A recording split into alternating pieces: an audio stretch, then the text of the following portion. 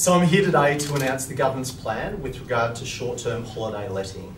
Our plan will allow local economies to thrive, while at the same time cracking down on bad behaviour. We are about to introduce the toughest laws in the world when it comes to bad behaviour. Under our 2 strikes and you're out policy, hosts or guests who commits 2 serious breaches of the Code of Conduct in 2 years will be banned from all platforms for 5 years. These will be the toughest laws in the world. New South Wales Fair Trading will appoint independent adjudicators to assess complaints against the Code of Conduct and will maintain an online register of strikes. There will be significant financial penalties that apply for businesses that breach the Code of Conduct of up to $1.1 million and for individuals of $220,000.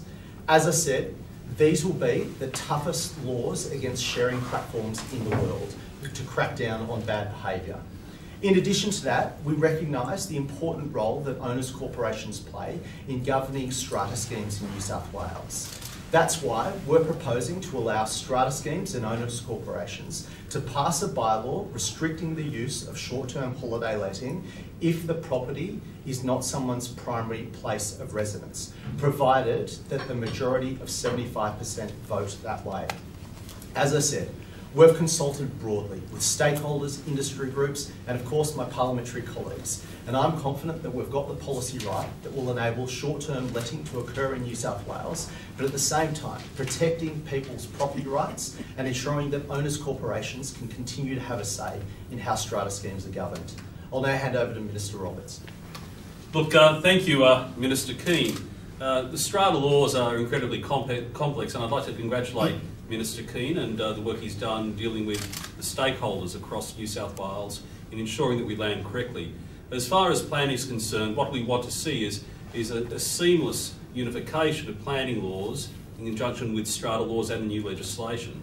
As such, with respect to the ability to have permissible development in this area, in the Greater Sydney area, which is defined by the Greater Sydney Commission, permissible development is an amount of up to 180 days per year, whereas out of Greater Sydney it will be 360 days per year. How did we arrive at this? First and foremost, in Greater Sydney itself, if you add up school holidays, long weekends and weekends, it almost arrives at that figure. It's a figure used in Tokyo for permissibility of short-term letting stays. But also what we've tried to do is ensure that in Sydney itself there aren't any unintended consequences, for example, how it may affect or not affect rental affordability. And that's why there's a 12-month study being done, and we'll report back in 12 months to see how it's travelling outside of Sydney. As Jeff Provost will tell you, it's a little bit different. There are some areas that have 365 days per year permissibility will be incredibly welcomed. There are others that a little bit less might be more welcomed, and that's why we're allowing councils outside of Greater Sydney the option and the flexibility to reduce that 365 days down to a flooring of 180 days. But all in all, this has been, I think, very much a great landing for a very complex issue.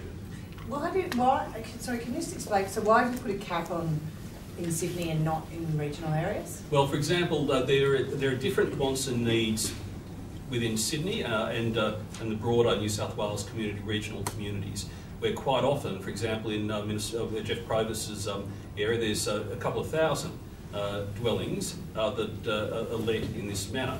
Sydney has a huge rental market. We don't want to see any unintended consequences with respect to allowing more than 180 days. We think 180 days is a good landing. It's more or less what is used overseas. It's a little bit more generous than some places, but we believe it's landed quite well at 180 days here, and we'll see how it goes over the next 12 months, where we'll be able to get further studies done and more quantifiable research done on this. But if you had more than 180 days in Sydney, wouldn't that then effectively, that just increases the competition in the market, which is better for people that are wanting to rent, which is better for people that are trying to find properties, that you've got effectively more places to stay. Like, it doesn't have a negative impact on people wanting to rent. It has a negative impact, obviously, on people who own hotels and that kind of thing. Well, we're not sure about that at the moment, to be quite frank with you. I mean, if you're in the rental market for more than 3 months at a time, this may affect you. And that's why we're having a look in Sydney. There are enough short-term stays in Sydney we believe to cover the marketplace as it is. It's outside of Sydney where you have some communities that rely very heavily on having a short-term stays marketplace and a rental ability there 365 days a year. And can I make it quite clear that this does not affect people who are owner-occupiers. So if you're a gentleman or a lady or a couple that rent a room out in your home to people that stay from overseas, this does not in any way affect your ability to do that. Minister Kean, we know that the strata part of this policy wasn't in the original one you took to the party room. Can you admit now that you should have taken it to the backbench committee and consulted with your colleagues more? Look, there's no doubt about that. This has been a complex issue. We've been grappling with how to regulate this industry for a little over 2 years. There was a parliamentary inquiry, there was an options paper, we had over 8,000 submissions to the options paper, and there was genuinely a diversity of opinion, not only just across the community, but across the party room. I'm confident that our reforms, our proposals, which give owners corporations the ability to pass a bylaw with a 75% majority restricting short-term holiday letting where a property is not someone's primary place of abode, has got the balance right. We've got the balance right between protecting people's property rights, between recognising that owners corporations have a role to play in the governance of strata schemes, and ensuring that people that want to use these platforms like Airbnb are able to do so. But you now admit that it was a mistake not to take it to the backbench committee before taking it to the party room? Look, I'm not going to apologise for consulting widely, especially with my colleagues. I've consulted with the diversity of our party room, whether they be national or liberal. Just remember, this is not a one-size-fits-all policy. Short-term holiday letting affects different communities differently, and that's why we've made amendments to allow owners corporations to have a say in whether or not short-term holiday letting can occur in strata schemes. How will you police that? How will you know if someone's rented their place out more than 180 days? So I'll hand that to Minister Roberts because it's a planning issue, but one thing that we will do is give fair trading the powers. We'll appoint independent adjudicators that will assess complaints for breaches of bad behaviour. Fair trading will assess those complaints and determine whether or not a strike is issued, and they will maintain an online register of strikes. If companies or platforms want to breach the code of conduct or the strikes policy, then there'll be significant financial penalties that apply, which fair trading will uphold. But that relies on people dobbing them in. Isn't there going to be some sort of register or registration process that these people are going to have to take part in? What we're proposing is to have a negative licensing scheme. So fair trading will maintain a register where people have breached the code of conduct and a strike has been recorded against their name. I don't intend on setting up a whole new bureaucracy to deal with this. We can deal with this in a modern way using data collected from the platforms where fair trading will be able to monitor what's going on and work with councils to police and enforce our planning laws. I'll hand over to Ms. Can I just ask just quickly, what constitutes a strike? Is that to do with the code or like what? So what we're proposing, I'm looking to pass legislation in the coming weeks, an amendment to the Fair Trading Act, which will make the Code of Conduct mandatory in New South Wales. That Code of Conduct will be developed in consultation with the stakeholders, industry groups and interested parties. The Code of Conduct will deal with things that like antisocial behaviour, anything that interferes with people's right to, or neighbours' right to peacefully enjoy their homes. That will be my view on what a strike will constitute. Look, with respect to 180 days, of course, we'll be utilising that data that is supplied by platforms already. This is what occurs overseas, and working closely with those suppliers, particularly the larger organisations, to ensure that we, together with the rest of government, take a whole of government approach to ensure that if people are going over 180 days, then it's no longer permissible use, or they need to go below 365 days. We'll be able to work with local councils together with fair trading, on that. So we'll be looking at that information across platforms. Like, will there be anything to stop, say, somebody putting up their home on Airbnb for 180 nights and then stays for 180 nights, hoping that that will avoid detection? Well, the beauty about data collection these days is it's rather complex, but it's incredibly effective, and that means that we can marry up data from one platform with data from another platform at the same time. Who's gonna do that, though? Many people, I would suggest computers do that quite effectively. Many people already advertise across a number of platforms, and the ability to bring those together and actually get a figure is not unusual, and it's not difficult. Again, what we're doing here, and the crux of this, is to ensure that we have a thriving short-term letting marketplace. And can I just say again, there is nothing new to this. People have been taking in boarders into their homes for generations. After the Great War, war widows fed their families by taking in boarders into their homes. And so nothing has changed here except the platforms on which these are promoted. When I was growing up, last century and before that, one would go to the newspaper if one wanted to rent a flat or a home for a short period of time. Now that's changed. It's instantaneous. It's there on the phone, and we'll be utilising that data that enables people to actually rent a place to ensure that the person that is renting that place out abides by the rules and regulations. So is Airbnb open to sharing its data with the New South Wales government? I've agreed to... Well, I've got to say that this is a huge coup for the Minister, and I'll let the Minister answer that. You should take congratulations for that. So we'll be requiring platforms like Airbnb. We'll be requiring all platforms that are looking to host short-term rental accommodation in New South Wales to sign up to our mandatory code of conduct, which will include requiring them to share their data with Fair Trading and the Department of Planning. What happens if they don't sign up and then they have to stop practicing and withdraw from the market? Well, that will be outside the law in New South Wales, and there'll be significant financial penalties that apply.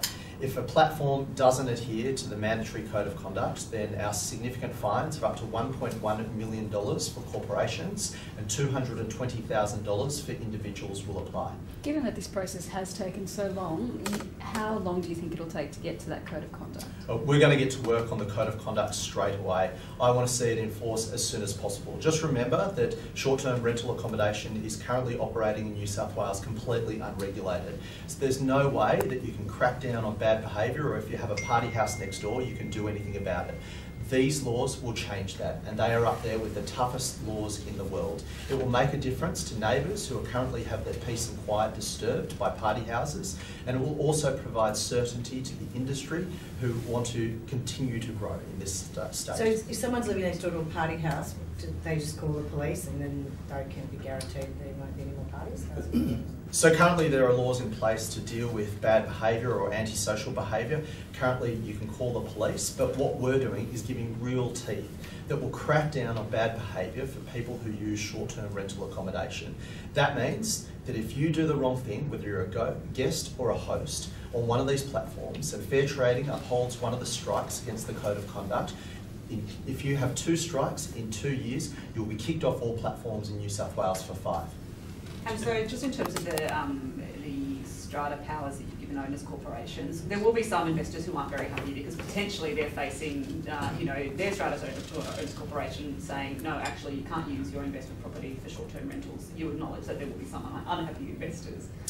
I think that we've got the balance right. Just remember in New South Wales, a 75% majority vote by owners corporations can wind up a strata scheme. So we've set a high threshold, but a threshold that nonetheless gives owners corporations the ability to continue to have control over the governance of their buildings. I'm confident that we've got the balance right between ensuring that people are able to use short-term holiday letting in New South Wales, whilst at the same time protecting people's property rights. Yeah, can we get 100% tweet? Okay. Yeah, no, look, I welcome the announcement by Minister Roberts and Minister Kean.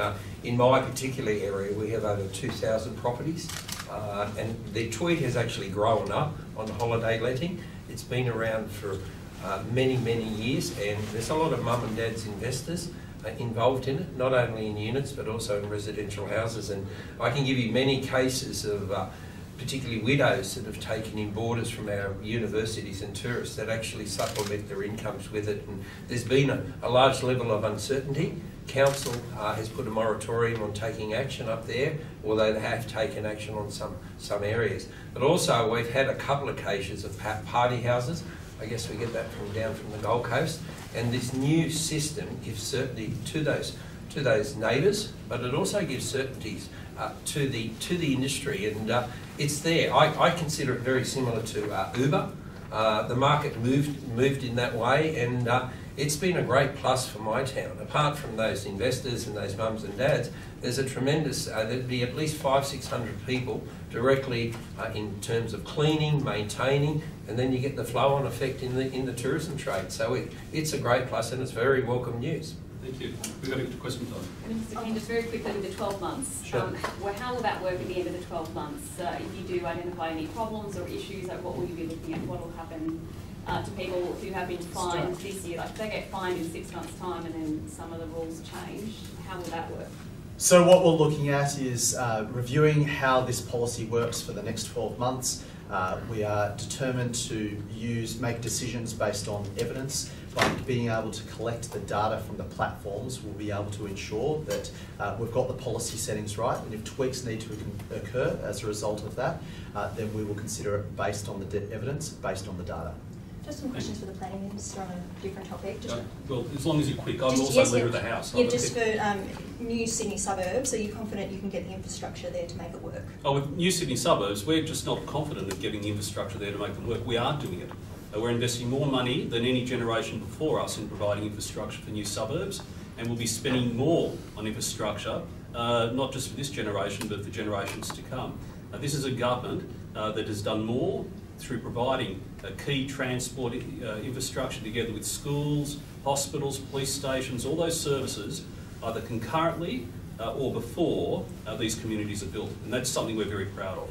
So you don't feel like you need to slow down to allow infrastructure to catch up at all? Can I say that any person who has visited one of our new communities will see the amount of infrastructure spend that occurs before people even move in. The new fields, new schools, the new roads, the connectivity to major train stations and networks. That's a great thing that's occurring each and every day. And I can say that never before has that been seen, and we'll continue to roll out that infrastructure as we build and develop these new communities. Thank you. Thank you. Thank you. Thanks, everyone. Thanks.